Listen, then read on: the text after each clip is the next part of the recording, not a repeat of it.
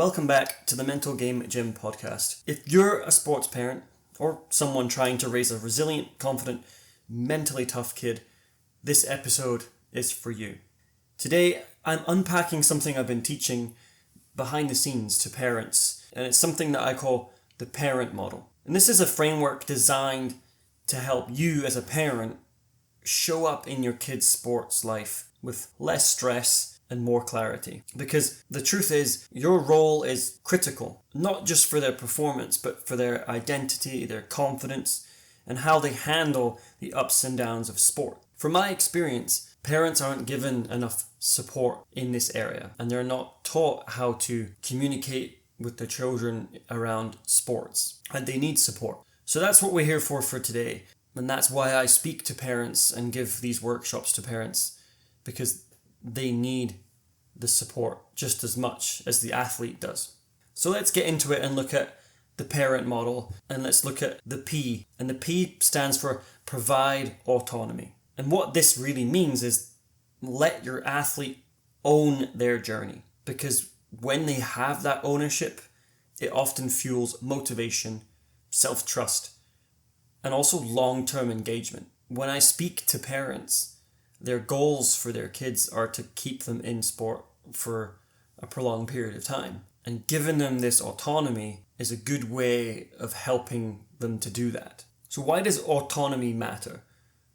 When parents micromanage, kids disconnect. It often creates pressure instead of pride. And I have never heard an athlete say, "I love when my parent controls everything for me." We're also building those skills, independence skills, so that they can go out and make decisions for themselves.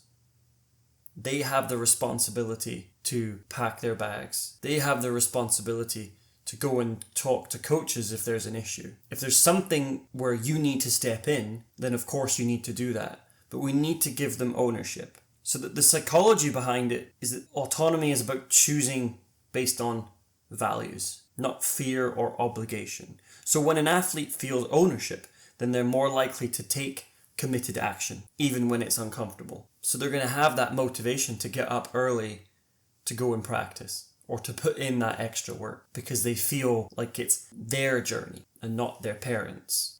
So I'll give you an example. A player that I was working with was being dragged to every single optional skate. And when I asked him what he wanted, he said, "I like working out, but I want to pick how I train. I never get to choose." So then once his parents let him lead, he went from disengaged to dialed in. So a few actions that you can take. One of them is to ask questions. What would you like to focus on this season? How would you want to try and overcome this challenge? Let them lead in terms of goal setting. What do they want to achieve or work towards? Let them lead those conversations, and then support their decisions, even when they're not maybe what you would choose. But it's important to say here that the number one thing is their safety. So if for any reason you feel that their safety is at risk and you need to step in, then you need to do that. I'm not telling you to stand back and let them do everything without any of your input. Maybe think of yourself as more of a guide, right? You're the passenger and they're the driver, and let them take responsibility. Let them make mistakes so that they can learn from them. So the A in P.A.R.E.N.T is adopt a growth mindset. And this means prioritizing development over perfection. So we're focusing here on learning and resilience and effort. And this matters because the perfectionist mindset is, I need to be flawless. This creates anxiety, pressure, fear. Whereas we look at the growth mindset of I can improve through effort and learning. Well, that creates freedom, because we know I can keep working on this, and the most important thing is I'm giving 100% effort and I am working to improve. So how can parents model this growth mindset so that their children adopt it too? Language is a big thing. So using language that celebrates the process, not just the performance. So then ask questions that reflect curiosity, not judgment. So things you can ask are, what did you learn today? So you're asking them questions. You're not just giving them your opinion on how you felt their performance was. Or maybe you can say, that looked hard, that looked difficult. I'm proud of you that you kept going. So you're acknowledging that they were having a difficult time or they were having a hard game. And then you're praising the fact that they kept going and kept giving effort, right? And instead of punishing mistakes, view mistakes as part of mastery. You're going to make mistakes. Make sure that they know that that's okay, that they're going to make mistakes. But we can learn from them and we can improve because we make those mistakes. So I remember a parent kept saying to their kid, you've got to dominate tonight. And after some coaching with them, they shifted that to go compete hard and grow. And you could see the pressure lift from their child. And the athlete, they started playing looser and more confidently because their parent, and then in turn them, were now focused more on the process and things that they could control, right? So going out and giving 100% effort and competing hard, as opposed to feeling like they have to win or they have to dominate and they have to do every single thing right. If you don't know by now, I wrote a guidebook which goes through each of these points and gives you more tips and tools on how to implement them. This is a sentence from the guidebook that kind of fits well here. You can't demand confidence and calm for your kid while modeling stress and perfectionism yourself. So as parents, we need to model the behavior, model the language that we want our kids to have. But it's important that you take time to really make sure what you're thinking, and before you say something, is this the right thing to say? Is this the right time to say it? Is this going to be helpful? Which leads us nicely into the R of the parent model, which is regulate your own emotions. And this matters because, if you want your athlete to stay calm and grounded and confident, like we just said, you have to model it. The amount of times that I've seen athletes make mistakes or do something, immediately look to their parents. What are they thinking right now? What are they saying? What is their body language telling me? That is a problem. Too many kids are more afraid of their parents or their coach's reaction than they are of failing. So the game ends, but then the pressure doesn't. So for you, things that you can do to help, take some deep breaths before talking to them post-game. Saying less after a tough loss. Let them lead, right? This comes back to the autonomy piece. Do they want to talk about it right now? Because if they don't want to talk about it, you're not going to get anything out of them. And possibly it's going to end up in more of an argument, which isn't going to help. Offering emotional safety instead of solutions. Instead of saying, well, this is what I would do, or this is what I think you should do. Let them know that you're there to listen. Sometimes they just need someone to listen to them and just get it all out. So an example of this is an athlete once told me, losing sucks, but seeing my dad's face after I let one in, that's worse. So with my work with athletes, I tend to look at a lot of skills from acceptance and commitment therapy. And one of those things is diffusion. And this isn't just for athletes, this is for parents too. When frustration shows up, we need to notice it and name it and then breathe through it. Don't let it drive your parenting. So we're going to get those thoughts and feelings, emotions that show up. But we can't let it control how we speak and how we behave. We have to notice that it's there, take a breath, and then choose to act how we want to act. Having a phrase such as, my job is to be steady, not perfect. Nobody expects you to be perfect as a parent, nor should you expect your child to be perfect. But can you be steady in those moments? And ask questions. What do they need from you? What does your child need from you if you're watching the game or their performance? What do they want from you? Do they want a thumbs up? Do they want a smile? Do they want nothing? Have that conversation and come to some sort of agreement on what you'll be doing and how you can help. Because they're always going to look to the parents as a marker of maybe how they're doing in their performance. So the next thing is E, and that is engage in supportive communication. And this means less advice, more curiosity, and more space for your kid to be heard. And this works because when athletes feel safe to share their experiences without being judged, corrected, or lectured, they build emotional intelligence and trust in themselves. So some tools that you can use to develop this are asking open-ended questions. So what was the best part of your game? What was difficult? Reflections help as well. So maybe saying something like, sounds like you felt frustrated after that shift. And then validation. So saying something like, that makes sense.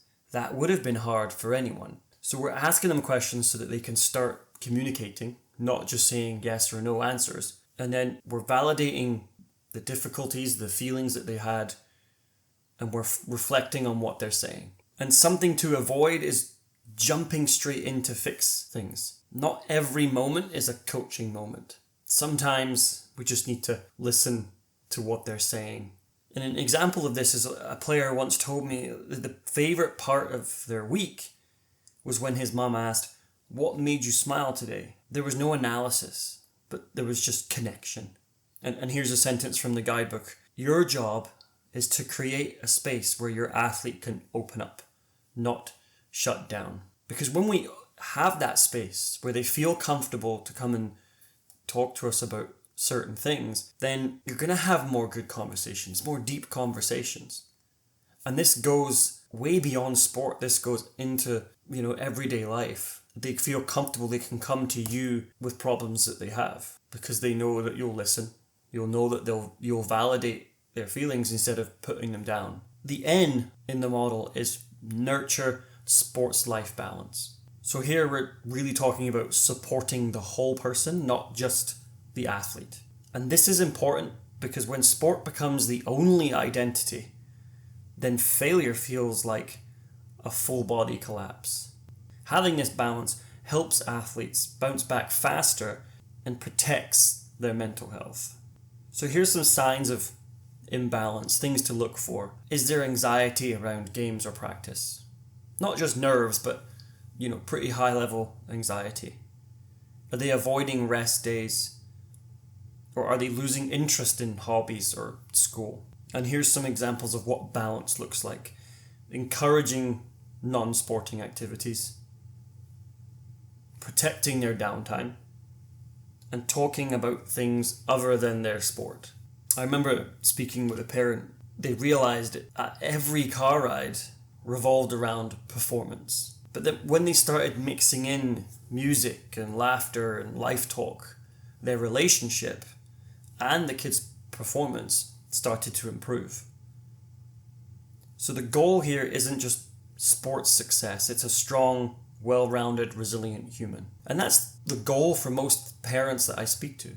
Why they want their kids to be in sport is those life skills that they can gain from it, so they can become a well-rounded, resilient human. So we need to encourage them to partake in other interests and hobbies, have friends outside of their sport that they can talk to, that they're not constantly talking about their sport.